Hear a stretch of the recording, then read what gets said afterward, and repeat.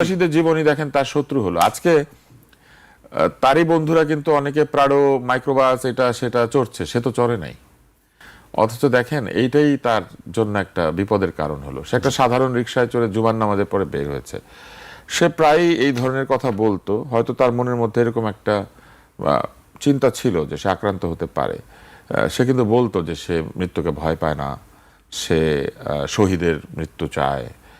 জুমার নামাজ পড়ে বের হয়ে আসার পরে আপনি চিন্তা করেন, মানে একজন লোক আসলে ওই সময় পবিত্র অবস্থায় আছে, তার উপরে যে গুলি চালিয়েছে, আমি ঘৃণা জানানোর ভাষা নাই, এটার প্রতিবাদ জানানোরও সঠিক উপায় কি এটাও আমি জানি না।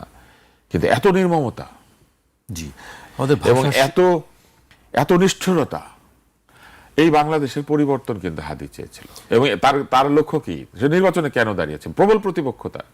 আপনি দেখেন মির্জা আব্বাস, তা প্রবল প্রতিপক্ষ, সে সেইখানেও সাহস করে দাঁড়িয়েছে। এই সাহসটাই তো বড় একটা, এই সাহসটাই তো তার সততার চিহ্ন। এবং সে পরাজয় হতে পারে, কিন্তু সে জানে তারপরে সে তার নীতি এবং আদর্শকে স্থাপিত করার জন্য স্বতন্ত্র হয়তো সে দাঁড়াতো, কারণ সে তো নিবন্ধিত রাজনৈতিক দল করতো না।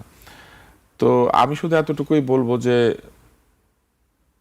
জীবন খুব ছোট, জীবন কিন্তু মূল্যবান, এবং প্রতিটি জীবন মূল্যবান।